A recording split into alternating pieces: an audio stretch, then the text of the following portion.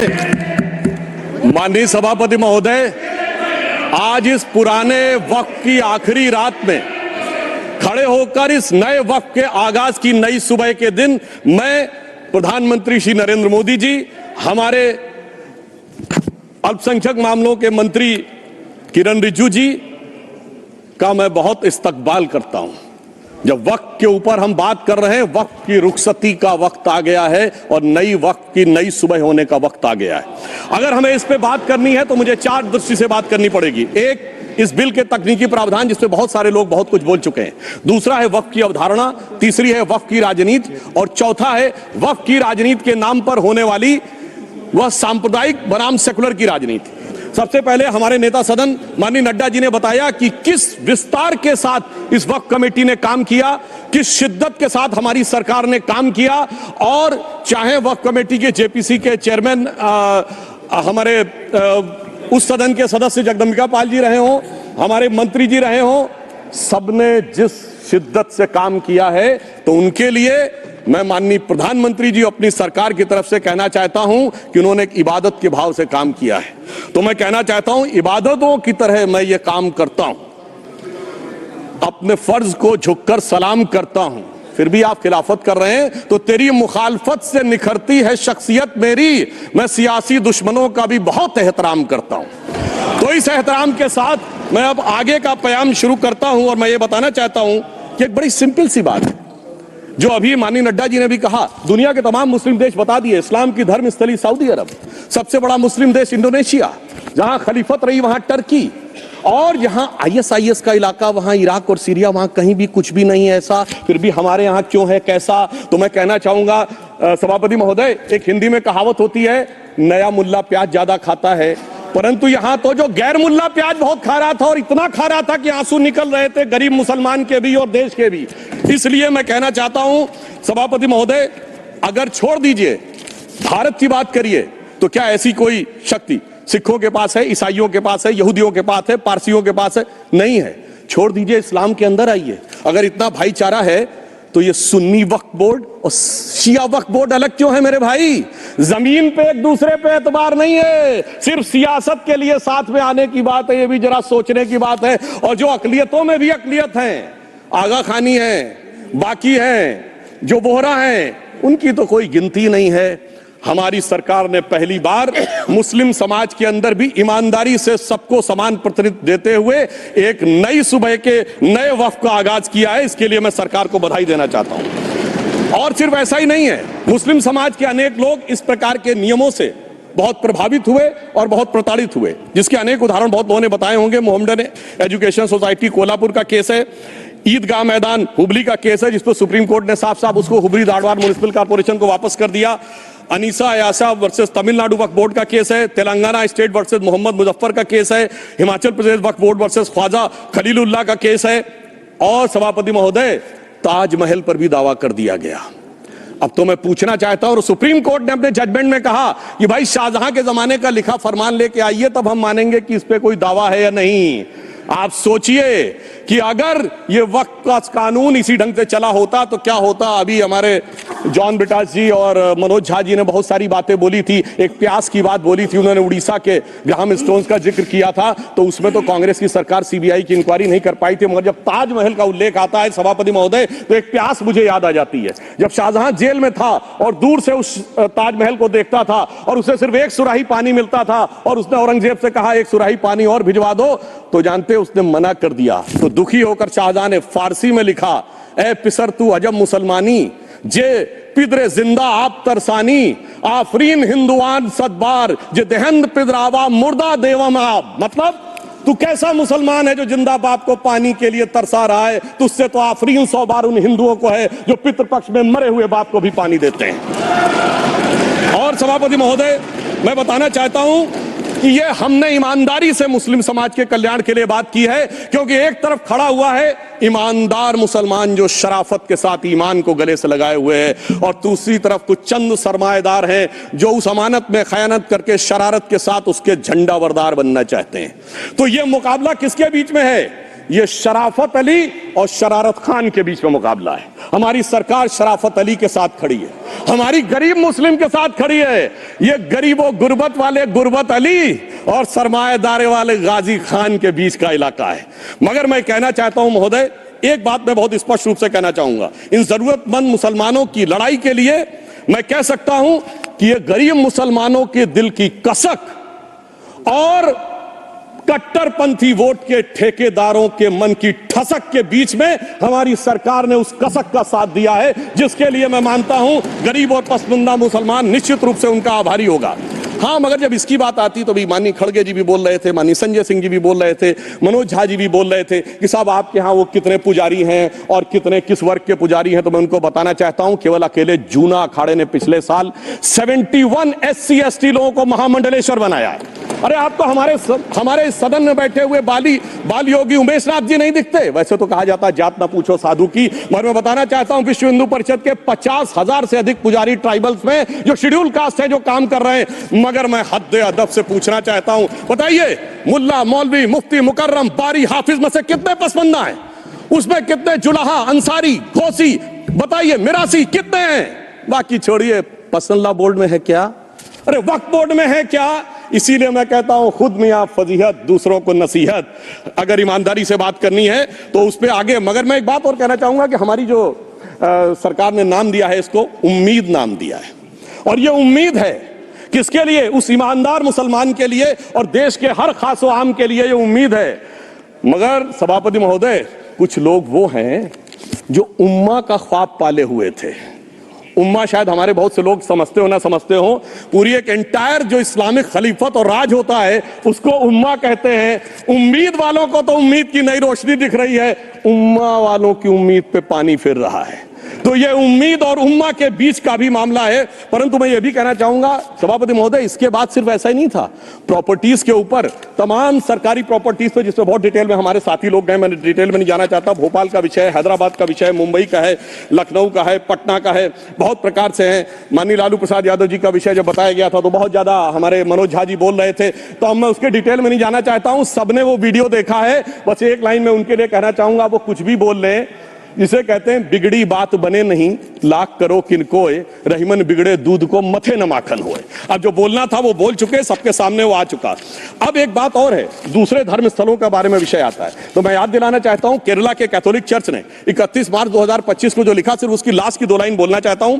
We request the central government to get the amendment bill passed as early as possible so that the tears of thousands of suffering people in the place like Munambam can be wiped out only by a legal amendment that can provide a permanent solution to their suffering. We urge all the MPs from opposition party to support the bill so that the historic legislation can become unanimous. मगर सभापति महोदय, ये अल्पसंख्यकों की बात करने वाले जब अल्पसंख्यक की बात आती तराजू पे तौलते हैं, किसका वेट ज्यादा है, किसकी धमक ज्यादा है, किसकी खनक ज्यादा है, फिर तय करते हैं कि माइनॉरिटी के साथ आना है, किस माइनॉरिटी के साथ नहीं आना है। और मैं एक और बात कहना चाहता हूं, तमिलनाडु के तिरुनेरी मंदिर की बात आई, यमुनानगर में गुरुद्वारे की बात आई, केरल में क्रिश्चियन कम्युनिटी की जमीन की बात आई। बहुत सारे लोग प्लेसेस ऑफ वर्शिप के एक्ट की बात करते हैं, तो as per places of worship act Tamil Nadu का मंदिर का तो स्टेटस नहीं चेंज हो सकता भाई। 15 अगस्त 47 के बाद किसी प्लेस ऑफ वर्शिप का स्टेटस नहीं चेंज हो सकता, तो वक्फ बोर्ड को क्लेम फॉरफिट कर देना चाहिए, because it is in contrast to the places of worship act. परंतु अब सुनिए, यही गुरुद्वारे के बारे में भी होना चाहिए। मगर सभापति महोदय, चाहे वक्फ बोर्ड का एक्ट हो, चाहे प्लेसेस ऑफ वर्शिप एक्ट हो, एक ही को फायदा होना है, जिसे कहावत में कहते हैं खरबूजा छुरी पर गिरे या छुरी खरबूजे पे गिरे, आखिर में कटना भगवे रंग के खरबूजे को ही होता है। अब मैं यह भी बताना चाहता हूं कि इन संपत्तियों के द्वारा जो कुछ हुआ, उन्होंने इतनी चीजों को लिया है, इतनी चीजों को लिया है। एक पुराना उर्दू का शेर है कि मिटे नामियों के निशान कैसे कैसे, और ये जमीन खा गई आसमां कैसे कैसे।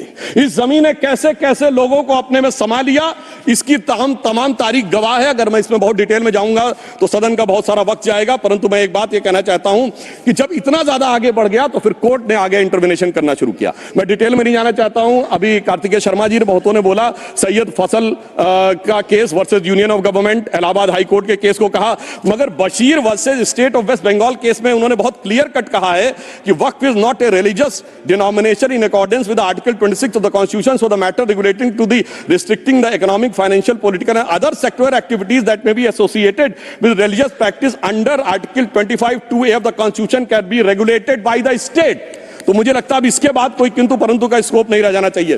परंतु उसके बाद भी सभापति महोदय जो कानून को न माने, जो कहे संविधान को नहीं मानेंगे, और जो ये कहे कि साहब अदालत के आदेश को भी नहीं मानेंगे, तो फिर इसका मतलब उसके मन में तो एक ऐसी बादशाही आ गई है। इसके लिए मुझे सभापति महोदय वो पुरानी वाली फिल्म अगर लोगों को याद हो तो मुगले आजम का वो सीन याद आता है कि जब अकबर ने अनारकली को कैद कर लिया तो सलीम कहता है जब्त मैं करूं जिसकी की जमीन वीरान हो गई है, जब्त वो न करे जिनके सिर्फ शौक के बाद चाहत को ठेस पहुंची है।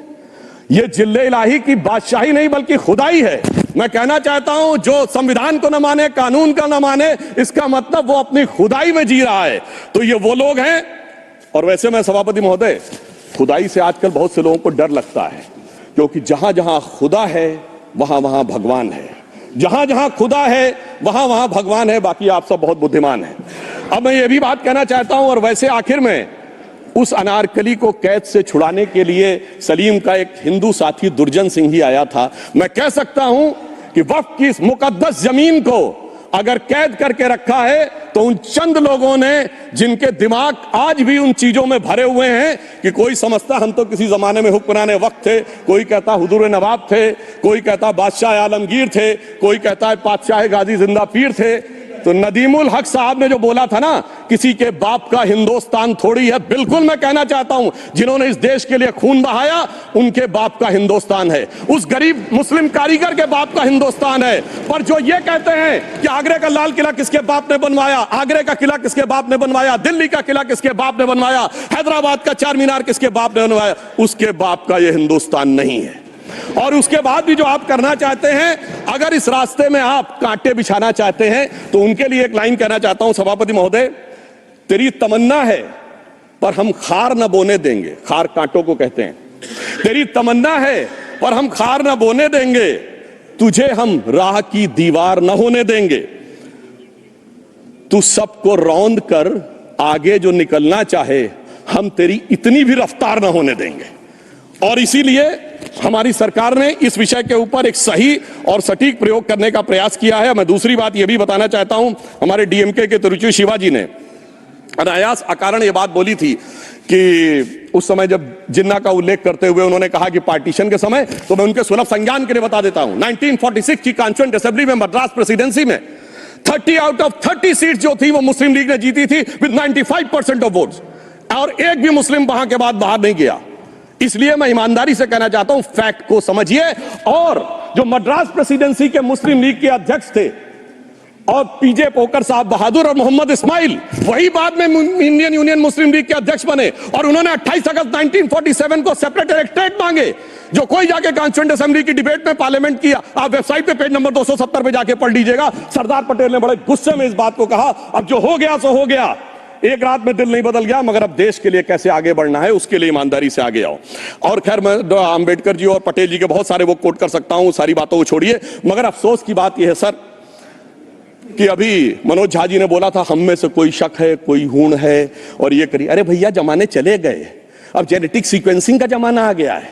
और जेनेटिक सीक्वेंसिंग ने क्या प्रूव किया है, दुनिया के सबसे बड़े मुस्लिम देश इंडोनेशिया के राष्ट्रपति आए थे और राष्ट्रपति भवन में उन्होंने डिनर के दौरान कहा कि few weeks back I got my genetic sequencing done and I was told that I am an Indian GDN. अरे साहब कहां गुलामी की मानसिकता में पड़े हुए हैं सभापति महोदय। और यहां गुलामी की मानसिकता इस कदर पैबस्त है लोगों के दिमागों में, किसी सदन के एक सदस्य यहां विराजमान है, वो उस समय महाराणा सांगा का उल्लेख कर दिए मैं ईमानदारी से कहता हूं, एक भी इंडियन सोर्स में इसका उल्लेख नहीं है, सारे के सारे फॉरेनर्स और लुटेरों के सोर्स में उल्लेख है। इसीलिए मैं कहता हूं, ये गुलामी के जिन्होंने गुलाम बनाया उनके सोर्सेस पे यकीन ना करिए। और वैसे थोड़ा सा आउट ऑफ कॉन्टेक्स्ट हो तो ये भी बोल दूं, हमारे सदन के बहुत सदस्यों को नहीं पता होगा, अलेक्जेंडर के आक्रमण का किसी भारतीय सोर्स में कोई उल्लेख नहीं है, पोरस नाम के किसी राजा का उल्लेख नहीं है, सिर्फ और सिर्फ ग्रीक में है। इसलिए गुलामी की मानसिकता से बाहर निकलिए, तब इन चीजों को आप सही ढंग से समझने में सफल होंगे। मेरा अब यह भी अनुरोध अपने सदस्यों के साथ है। वक्त की अवधारणा के बारे में बहुत कुछ बोला जा चुका है कि ओरिजिनली कहां से आया, पर मैं इतना कहना चाहूंगा, सबसे पहले वक्त का उल्लेख आता है जब ससनिड एम्पायर को खलीफा उमर ने कैप्चर किया, तो आज का जो सदन इराक है उसके इलाके को उन्होंने वक्फ डिक्लेयर किया और वो स्टेट के द्वारा कंट्रोल होता था। स्टेट के बारे में माननीय नड्डा जी ने अभी बताया कि बड़े बड़े देशों में किस ढंग से होता था। सर सैयद अहमद खान ने भी वक्फ को मूल इस्लाम का हिस्सा न मानते हुए इसके लिए मुजार शब्द कहा है, जो शरिया के अंतर्गत आता है, और इसी के लिए उन्होंने फतवा आलमगीरी को भी कोट किया था। और इसीलिए 1894 की जो प्रिवी काउंसिल का जजमेंट जो आया था वो वक्फ अल औलाद के खिलाफ आया था। मगर सभापति महोदय, 1906 में कलकत्ता कांग्रेस अधिवेशन में कांग्रेस ने प्रस्ताव पारित किया कि प्रिवी काउंसिल के जजमेंट में कुछ गलती है, इसे बदलना चाहिए, क्योंकि 1904 में जिन्ना कांग्रेस को ज्वाइन कर चुके थे। इसलिए मैं कहना चाहता हूं, फिर 1913 में वो जजमेंट बदला गया। हमारे सदन के बहुत से सदस्यों ने इस सदन और दूसरे सदन में बोला है, मैं एक सेंटेंस बोलता हूं, लगेगा जैसे वही लोग बोल रहे हैं। वर्ड ये है, कोट है, since the bill was introduce to administer the Muslim law for Mussalmans, so the question of public policy does not arise. लगता है जैसे हमारे कोई सदस्य बोल रहा हूं। सर, ये मोहम्मद अली जिन्ना ने अप्रैल 1913 में he is used this word while moving the report of the select committee to the imperial legislative council. Sir, 1913 से 2013 तक भाषा ही नहीं बदली, और आज भी भाषा नहीं बदल रही है। हमें ईमानदारी से, और उस समय यूपी और बंगाल ने उसका विरोध किया था, आज यूपी और बंगाल के लोग किस तरीके से साथ में है वो पूरी तरीके से दिखाई पड़ता है। इसलिए हम ये कहना चाहते हैं, हाँ, एक प्रश्न बहुत उठाया जाता है कि केवल मुस्लिम ही वक्फ को क्यों दान दे सकता, ऐसा वक्फ बोर्ड में क्यों संशोधन किया गया। मैं ईमानदारी से कहना चाहता हूं, ऐसा नहीं कि मैं इस्लामिक मामलों का बहुत बड़ा आलिम फाजिल जानकार हूं, मगर इस्लाम में बहुत साफ मान्यता है कि जो गैर मुस्लिम है उसकी इबादत अल्लाह कबूल नहीं कर सकते, उसकी दुआ कबूल नहीं होगी तो दान कैसे कबूल होगा। साहब, हम इस्लामिक भावना का सम्मान कर रहे हैं। हमारे अल्पसंख्यक मंत्री गए थे तो वो मदीना में एक डेफिनेट लेवल तक जा सकते हैं, उसके आगे नहीं जा सकते।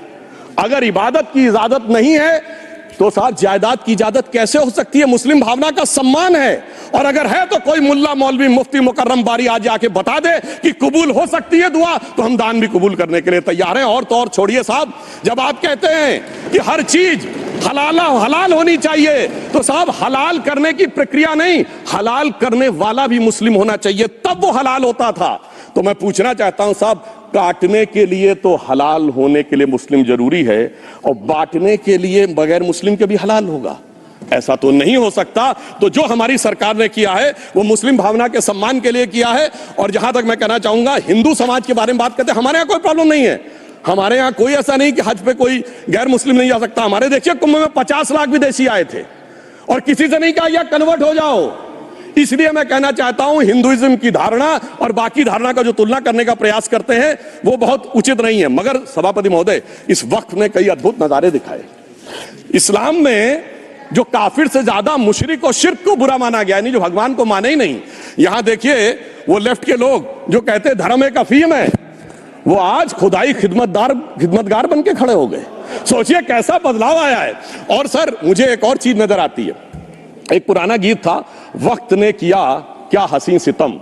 तो आज मैं कहना चाहूंगा, वक्त ने किया क्या हसी सितम कि मुस्लिम लीग और शिवसेना मिलके हो गए हम। और मैं कहना चाहता हूं, ये मुस्लिम लीग वो है जिसने सेपरेट इलेक्टोरेट की मांग की थी, और इस शिवसेना के उबाटा के हमारे इस सदन के एक सदस्य हैं।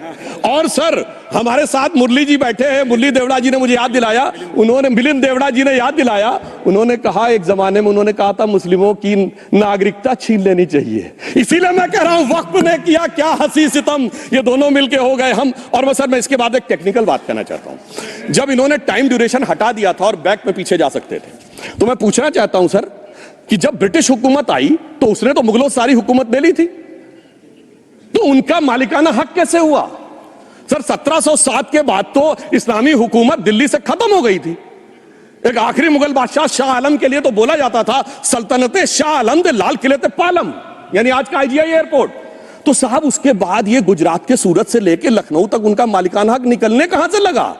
अरे भाई, जब दिल्ली को कैप्चर किया था अंग्रेजों ने तो सारी जमीन अंग्रेजों की थी। तो जब मैं अपने कांग्रेस के मित्रों से पूछना चाहता हूं, ये जब गवर्नमेंट ऑफ इंडिया एक्ट में पावर डीड ट्रांसफर की थी तो पढ़े नहीं थे क्या, या खोखले कागज पर साइन कर लिए थे, या कागज सही था, आप खोखला करने की बात है?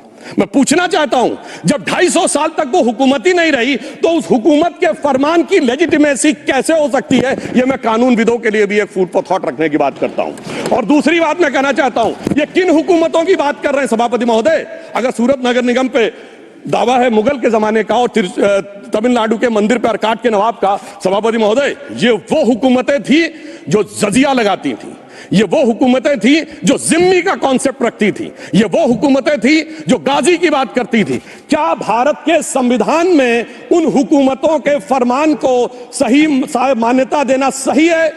बिल्कुल गलत है। मैं कहता हूं, बाबा साहब अंबेडकर के संविधान में यदि आप ऐसी हुकूमतों के फरमान को रखने की कोशिश करते हैं तो this is fraud on constitution. और हमारी सरकार ने अगर बैक डेट से वो बंद किया है तो उस फ्रॉड को रोकने की पूरी व्यवस्था की है। और यहां पर मैं ये भी कहना चाहता हूं सभापति महोदय, जमींदारी उन्मूलन 1948 में हो गया, मगर ये बाद में जमींदार कैसे क्रिएट हो गए? हमने बचपन में विनोबा भावे, हम लोग के जन्म से बहुत पहले की बात है, विनोबा भावे जी के भूदान आंदोलन की बात सुनी थी, जिसमें जमींदारों से पैसा लेके जमीन लेके गरीबों को दी जाती थी। पर सभापति महोदय, कभी आपने सुना कि गरीबों की जमीन जमींदारों को मिल जाए? वो 2013 के बोर्ड ने वो व्यवस्था कर रखी थी। यानी वो भूदान आंदोलन था गांधी जी के शिष्य विनोबा जी का, तो आज के गांधियों के नेतृत्व में भू हड़प आंदोलन शुरू हो गया। अगर वो भूदान आंदोलन था तो ये भू हड़प आंदोलन था। इसलिए मैं एक और बात भी कहना चाहूंगा सभापति महोदय कि जिन हुकूमतों के फरमान की बात की जाती है, एक और फैक्ट है, इसको कोई अन्यथा न ले, जितने मुस्लिम बादशाह अलाउद्दीन खिलजी के बाद उन्होंने बगदाद की खलीफा का खुतबा पढ़ा है। That is a foreign rule, it's on record. कैसे उसको भारत सरकार मान्यता दे सकती है? इसलिए मैं कहना चाहता हूं, जरा सा गौर से देखेंगे तो हकीकत आपके सामने आ जाएगी। और क्या कभी किसी ने कल्पना की, किसी क्रिश्चियन ने तो नहीं कहा कि इंडिया गेट हमारा है, गेटवे ऑफ इंडिया हमारा है, और चर्च नहीं सही फिर भी चर्च गेट हमारा है? तो फिर यह केवल किसी एक के दिमाग में क्यों आती है? हमने जो इवैक्यू एक्ट के तहत दे दिया था पाकिस्तान के गए लोगों को, क्या हमारे जो सिख और हिंदू भाई आए थे उनकी जमीनें मिली? अरे महाराजा रणजीत सिंह की राजधानी लाहौर थी और काबुल तक था राज, तो क्या उन्होंने जमीनें नहीं दान दी होगी गुरुद्वारे और मंदिरों को? वो मिली? अरे वो तो छोड़िए, ननकाना साहब और करतारपुर साहब तक नहीं मिला था। इससे दिखाई पड़ता है कि कितनी एक तरफा हम लोगों ने कोई निगोशिएट ही नहीं किया और उसे करने की बात कही थी। इसलिए मैं कह सकता हूं सर कि अब हमारी सरकार ने जो संशोधन किए हैं, अब यह मजहबी हुकूमत के फरमान से नहीं, बाबा साहब अंबेडकर के संविधान से चलने वाला है। अब मैं अंत में उस विषय के ऊपर आता हूं जिसे सांप्रदायिक राजनीति बनाम सेकुलर राजनीति इसके ऊपर कहा जाता है। सभापति महोदय, मैं बताना चाहता हूं कि जब आजादी मिली उसके बाद क्या किसी ने डिमांड किया था कि हमें वक्फ बोर्ड चाहिए? नहीं किया था। फिर क्यों 54 में दिया गया? किसी मुस्लिम ने डिमांड किया क्या कि मदरसे चाहिए? फिर क्यों दिया गया? मुस्लिम समाज तो राष्ट्र की मुख्य धारा में आने को तैयार था, इसीलिए यूसुफ खान, दिलीप कुमार के नाम से आने में उन्हें कोई प्रॉब्लम नहीं थी। महजबीन बानो को मीना कुमारी के रूप में आने में प्रॉब्लम नहीं थी। मुमताज बेगम को मधुबाला बन के आने में प्रॉब्लम नहीं थी। हामिद अली को अजीत के रूप में आने प्रॉब्लम नहीं थी। मगर और मैं यह भी बताना चाहता हूं, मुस्लिम समाज में बहुत बड़ा तबका उस समय इस बात को सोच रहा था, और अभी कपिल सिब्बल साहब बोले ये उस चीज के वकील नहीं, इन्हें पता होना चाहिए, पता होगा कि सुन्नी सेंट्रल वक्फ बोर्ड राम मंदिर में 1961 में मुद्दई बना है, 12 साल के बाद। क्योंकि के मोहम्मद ने लिखा है कि एक बहुत बड़ा तबका था जो ये मानता था कि हमें इस चक्कर में नहीं पड़ना चाहिए। मगर अफसोस कि वही लेफ्टिस्टों सेकुलरिस्टों ने उनको समझाकर इस मुकाम तक लाकर खड़ा कर लिया। अब यहां मैं एक और बात कहना चाहूं, खैर छोड़िए उन सरकारों ने बाद में क्या दिया, मगर उसके बाद सुनिए, इंदिरा जी के जमाने में मुस्लिम पर्सनल लॉ बोर्ड आया, तो राजीव जी के जमाने में शाहबानो केस आया, तो नरसिम्हा राव के जमाने में 95 का एक्ट आया, तो मनमोहन सिंह जी के जमाने में 2013 का एक्ट आया, मगर इलाज नहीं निकला। तो इसे एक शेर में कहूंगा कि मरीजे सेकुलर इश्क पर लानत खुदा की, मर्ज बढ़ता गया जो दवा की। अब मैं सभापति महोदय एक और बात कहना चाहता हूं, शुरू के 20-25 साल में मुस्लिम समाज के बारे में मैं कहना चाहता हूं। आज जब आजादी मिली तो मुस्लिम समाज के प्रतीक कौन थे? उस्ताद बिस्मिल्लाह खां, उस्ताद फरीदुद्दीन डागर, उस्ताद बड़े गुलाम अली, उस्ताद जाकिर हुसैन, जिनकी अभी कुछ दिन पहले डेथ हुई, बड़े बड़े नगमा निवार, हसरत जयपुरी, मजरूर सुल्तानपुरी, साहिर लुधियानवी, कैफी आजमी, जोश मलियाबादी, जिगर मुरादाबादी। अब सर क्या हो गया? तब मुस्लिम समाज इन अदब के शाहकारों के साथ जोड़ा जाता था। आज मुस्लिम समाज का नेतृत्व किन लोगों के साथ जोड़ता है? इशरत जहां, याकूब मेनन, मुख्तार अंसारी, अतीक अहमद, दाऊद इब्राहिम। कौन जोड़ रहा है ये? तब से सर, जब से ये सेकुलर हो गया देश 1976 से और सेकुलर सियासत शुरू हुई, उसने ले जाकर इनको इस मुकाम तक पहुंचाया। और इस वक्फ बोर्ड के बिल में भी जो बात कही जा रही है सर, मुस्लिम समाज को यह समझाया गया कि तुम्हें बीजेपी वालों को तुमसे बड़ी अदावत है, और कहा गया इनको बड़ी मोहब्बत है। जब यह देश आजाद हुआ, मैं उत्तर प्रदेश का रहने वाला हूं, उत्तर प्रदेश में 1931 की सेंसस में 8% रेट ऑफ डेथ थी और सैयद मुसलमानों में 24% थी। यूपी की ब्यूरोक्रेसी में 20% थे। आज कहां चले गए सब?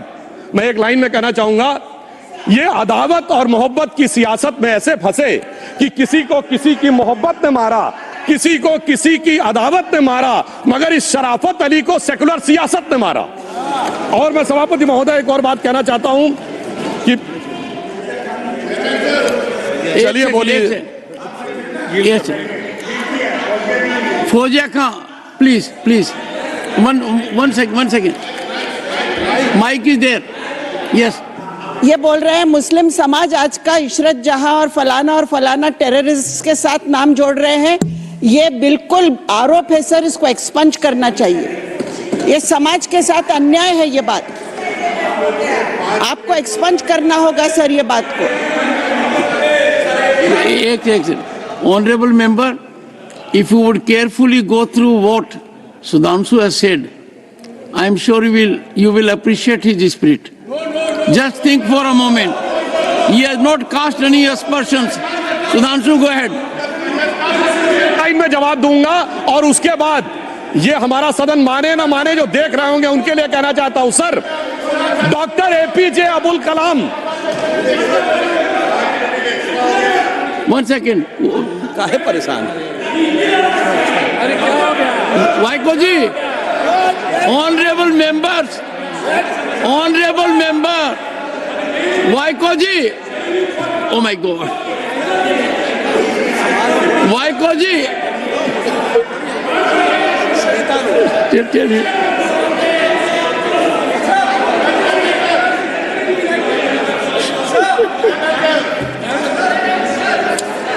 ऑनरेबल एचएम को जी हिंदी समझ रहे हैं।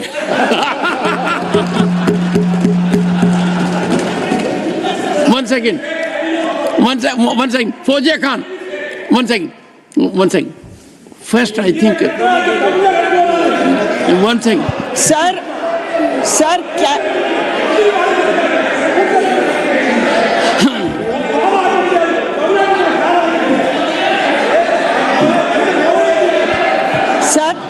community cannot be stigmatized. Yes, sir. An entire community cannot be branded like this. Fauziya Khan ji, I'll come to you. I'll give you the opportunity. Honorable Finance Minister. But one line is said. One line. No, one nimisham irungappa, please. He might be very emotional, sir, but that one line he said is objectionable, and I will seek your indulgence to remove it. He said, Tamil Nadu la kaaruvai paakren. You enter Tamil Nadu, I'll see you. No good. No good. இல்ல தப்பது தப்பு. அப்படி சொல்லக்கூடாது. நீங்க அப்படி பேசுறது தப்பு. நீங்க அப்படி பேசுறது ரொம்பவே தப்பு. இந்த நாட்டுல யார் வேணாலும் எங்க வேணாலும் கால் வைப்போம். யாருக்கும் அதிகாரம் இல்ல ஒரு உயிர் மேல. Honorable Finance Minister. So sir, this is atrocious. You set foot in Tamil Nadu and take care. What is that language? We have a Home Minister after a long time who has brought about changes unthinkable. What he said, you can be fully assured. Yes, Honorable Home Minister. Yes, Jairam ji. Minister, please. If the Honorable Finance Minister has found a statement objectionable, Jairam ji, the statement of the Honorable Member stigmatizing a whole community is objectionable. Oh. And what is worse is the chairman lending respectability to that view. Oh my. That is even worse. Honorable that is even worse. मान्यवर सुधांशु जी ने मुसलमानों के लिए कुछ नहीं किया है, India alliance के लिए किया है। अब मैं एक एक कर कर बता देता हूं। अरे सुनो ना भाई, आप सुनो तो। अरे दिग्विजय सिंह सुनिए, मैं खड़ा हूं ना अपने पैर पर। मान्यवर सुधांशु जी ने कहा इशरत जहान, यही एनसीपी पार्टी ने इशरत जहान के घर पर जाकर रुपयों का इनाम भी दिया था और उसको शहीद बताया था। दूसरा कहा अतीक अहमद किस पार्टी से थे?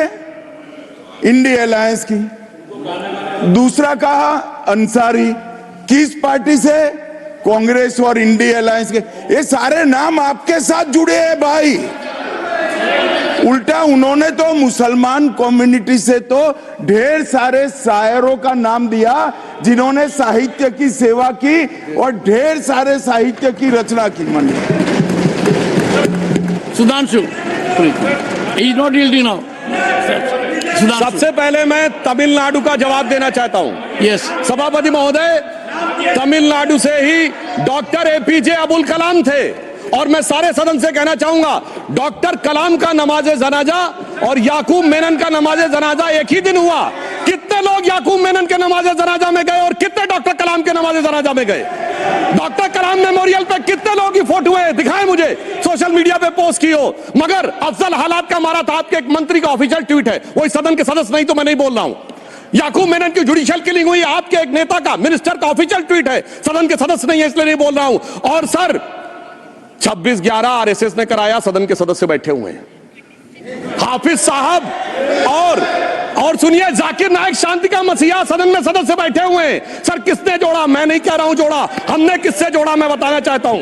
मैं अपनी बात, सर मैंने नाम किसी का नहीं लिया। सर आपने उड़ता तीर क्यों पकड़ लिया? सर मैंने नाम नहीं लिया, उड़ता तीर क्यों पकड़ लिया? सर मैं पूरी बात करूं। सर मैं कहना चाहता हूं, हमारी सोच मुस्लिमों के बारे में और इनकी सोच में क्या अंतर है। देखिए, जिन लोगों ने मुस्लिम हिस्ट्री नहीं पढ़ी उन्हें मैं बताना चाहता हूं। एक दो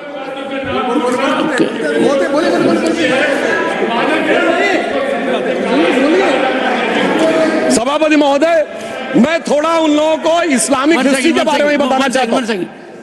honourable Digvijaya Singh, please, no, I'll give a chance. I'll give. Honourable Digvijaya Singh ji. माननीय सभापति महोदय, जो माननीय सदस्य ने एक बात कही है, मैं सुन रहा था डॉक्टर त्रिवेदी जी की बात। उन्होंने कहा था ऐसे मुसलमान हम लोगों के साथ है और वैसे वैसे मुसलमान इन लोगों के साथ है। बात यह है कि आपने जिस तरह से इस पूरी बात कही है, ये घोर आपत्तिजनक है, अपमानित करती है। और जो माननीय सदस्य ने भी मेरे बारे में भी कहा है, मैं उनकी निंदा करता हूं। Honourable home minister, honourable home minister, honourable home minister, एक second. Okay, one second, your mic will be on. जी महोदय, मुझे ये सब कहने की जरूरत नहीं है, लेकिन जो गुजरात में दंगे और फसाद हुए, कौन कौन उसके लिए जिम्मेदार थे बताइए। ऑनरेबल होम मिनिस्टर,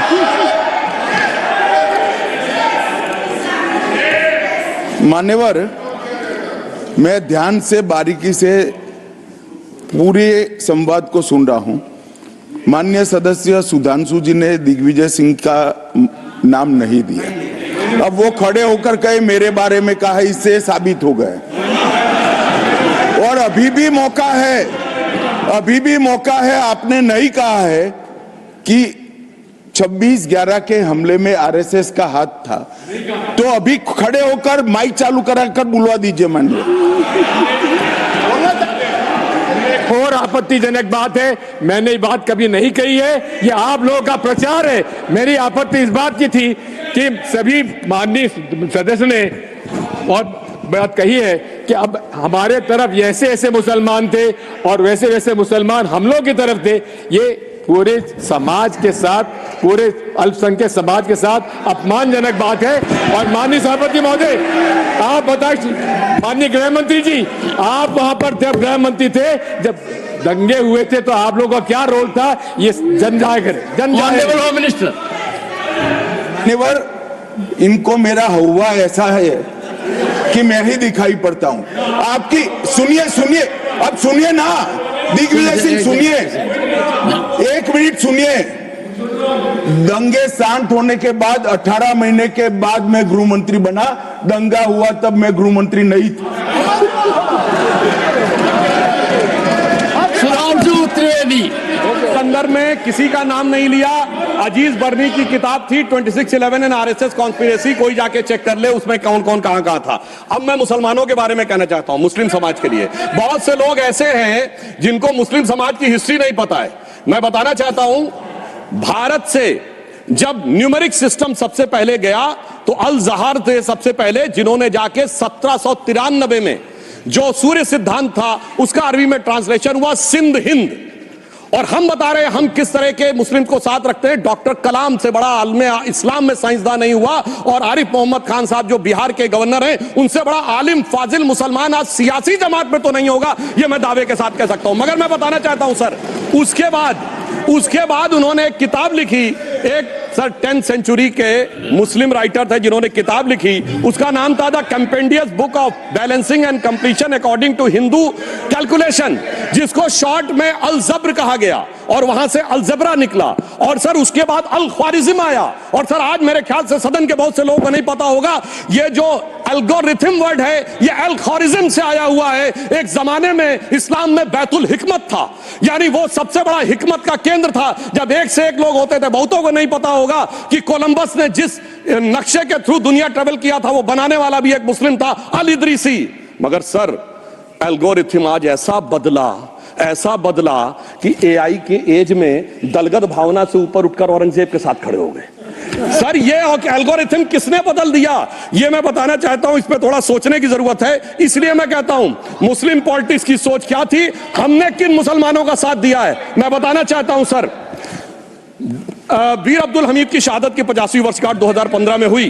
प्रधानमंत्री मोदी जी ने उनके पूरे परिवार को और उनकी पत्नी को बुला के सम्मानित किया, और इन लोगों ने उस यासीन मलिक को, जिसके ऊपर 3 एयरफोर्स के ऑफिसर्स को हत्या करने का आरोप था, वो प्रधानमंत्री आवास में सर साफ दिखाई पड़ता है कौन किसके साथ खड़ा हुआ है, कौन किस तरह के मुसलमान के साथ खड़ा हुआ है। और सर मैं ये भी कहना चाहता हूं सर, ये पिछले सर अपने टर्न पे बोलिए सर, पिछले 30-35 सालों से हुआ खड़ा किया जा रहा है। 1990 में जब राम मंदिर आंदोलन हुआ, कहा गया बीजेपी आएगी उत्तर प्रदेश में खा जाएगी। सर बीजेपी आने के बाद उत्तर प्रदेश में जानते क्या हुआ सर, 22 साल से शिया सुन्नी के बीच में जो दंगे चलते थे और मदे साबा का जुलूस नहीं निकलता था, शिया समुदाय का मदे साबा का जुलूस लखनऊ में हमारी सरकार में निकलना शुरू हुआ। और उसके बाद कहा गया केंद्र में भाजपा आएगी तो खा जाएगी। सर अटल जी की सरकार आई, इतनी शानदार स्थिति रही। उसके बाद कहा गया गुजरात में आएगी तो भाजपा खा जाएगी। सर गुजरात का मुसलमान आज सबसे समृद्ध मुसलमान है, सबसे ज्यादा जकात वहां से आता है। उसके बाद कहा गया मोदी जी की सरकार आएगी तो क्या होगा। सर मोदी जी की सरकार आने के बाद हमारे साथियों ने बताया है अल्पसंख्यक समुदाय के 70% लोग हैं जिनको किसी न किसी एक योजना का लाभ जरूर मिला है। और सर फिर कहा गया सीए आएगा तो नागरिकता छिन जाएगी।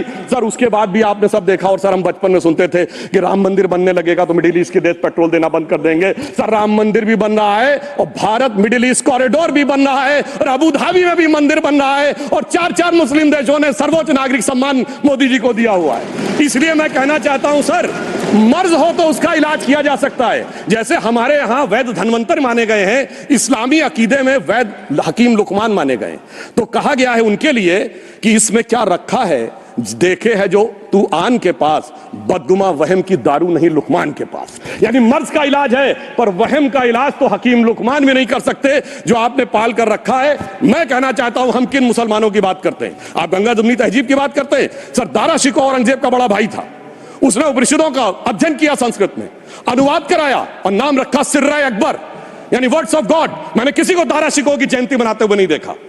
मैं पूछना चाहता हूं बेगम बीबी ताज, उनके घर पे जाते किसी ने सुना? सर ये बताइए, आलम शेख इतने बड़े कृष्ण भक्त कवि, किसी ने सुना उनके घर पे जाते हुए? मलिक मोहम्मद जायसी जिन्होंने पद्मावत लिखा, उत्तर प्रदेश के रहने वाले, उनके घर पे कोई गया? ये बताइए ब्रिगेडियर मोहम्मद उस्मान के घर पे कौन गया? आजमगढ़ में, गाजीपुर के रहने वाले थे, आज तक जाने वालों में नहीं दिखे। और मैं सर बताना चाहता हूं एक और बात, सर एक सैयद इब्राहिम रसखान हुए हैं, बहुत बड़े कृष्ण भक्त के कवि। सर जिन्होंने क्या लिखा, उन्होंने कहा मेरा अगला जन्म हो तो भी मैं कृष्ण भक्ति बनना चाहूंगा। मनुष्य बनूं तो ग्वाल बाले के रूप में और पशु बनूं तो गाय के रूप में। उन्होंने कहा मानुष हो तो वही रसखान, बसों ब्रज गोकुल गांव के ग्वारन। जो पशु हो तो कहा बस मेरो चरो नित नंद की धेनु मजारन। सर उन्होंने कहा गायों के बीच में नंद बाबा की गायों में जन्म लेना चाहूंगा। मगर सर आज एक ऐसे नेता आए हैं इस देश में जिनको गायों से बदबू आने लगी है, तो उनके लिए मुझे मेरे मन में भाव आता है सर कि श्री रामचंद्र कह गए सिया से ऐसा कलयुग आएगा, गोपालक श्री यदुवर कुल में एक ऐसा नेता आएगा जिसे बकरे कटने में खुशबू मिलेगी, गौ माता में बदबू पाएगा। रामचंद्र कह गए सिया से कैसा कलयुग आएगा।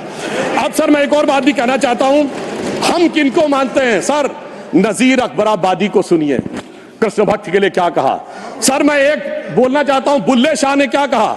बुल्ले शाह ने कहा, अभी होली गुजरी है, उसने कहा था आज होली खेलूंगी मैं, कर बिस्मिल्लाह। उन्होंने आगे कहा अलस्तु भी रबिकुम प्रीतम बोले, सब सखियों ने घूंघट खोले, नाम नबी की रतन चढ़ी, सुनिएगा, नाम नबी की रतन चढ़ी और बूंद पड़ी अल्लाह अल्लाह, आज होली खेलूंगी मैं, कर बिस्मिल्लाह। तो मैं भी कहता हूं अब बिस्मिल्लाह करिए और उसके बाद हमारे इस सहयोग करिए, इस सकारात्मक उसका, वरना अल्हम्दुलिल्लाह जो हम मुसलमानों के लिए और देश के लिए करना चाहते हैं उसमें हमें सफलता जरूर मिलेगी। अंत में मैं सिर्फ ये कहना चाहता हूं सर, तमाम प्रकार की बातें यहां पर हुई, सकारात्मक और नकारात्मक, मगर अफसोस की बात यह है कि 1913 के वक्फ वाल औलाद से लेके 2013 के वक्फ वाल औलाद तक इनकी फितरत नहीं बढ़ती, क्योंकि सर ये तो पार्टियां ही अल औलाद हैं, तो इनको तो उससे बहुत ज्यादा वो होगी। पर मैं सिर्फ अंत में कहना चाहता हूं सर, अपनी सोच बदलिए। आप जिस कश्ती पे सवार होकर इस दरिया को पार करने की कोशिश कर रहे हैं, पिछले 75 साल में नहीं कर पा रहे हैं, 10-12 साल में बहुत हिचकोले खा रहे हैं, तो कश्ती और रास्ता बदलिए। तो इनके लिए अंत में एक पंक्ति कहते हुए बात समाप्त करना चाहूंगा कि इन्होंने कश्ती भी नहीं बदली, दरिया भी नहीं बदला, पर इन डूबने वालों का जज्बा भी नहीं बदला, पर है शौक के सफर ऐसा, एक उम्र हुई हमने, मंजिल भी नहीं पाई, रास्ता भी नहीं बदला। अब अगर नई मंजिल पानी है, नई मंजिल की नई सुबह देखनी है, तो मैं कहना चाहता हूं आइए सबको साथ लेकर चलिए। और एक ऐसा वक्त आया है जब मैं जो हमारे किरण रिजिजू जी ने कहा था कि मैंने एक शम्मा जलाई हवाओं के खिलाफ, तो मैं प्रधानमंत्री मोदी जी की तरफ से कहता हूं कि हमें इल्जाम मत दीजिए, बहुत अफसोस होता है, हमें इल्जाम मत दीजिए, बहुत अफसोस होता है। बड़ी तरकीब से कश्ती यहां तक लेके आए हैं और बदल देते हैं हम दरिया की लहरें अपनी हिम्मत से, आंधियों में भी अक्सर चिराग हमने जलाए हैं। धन्यवाद।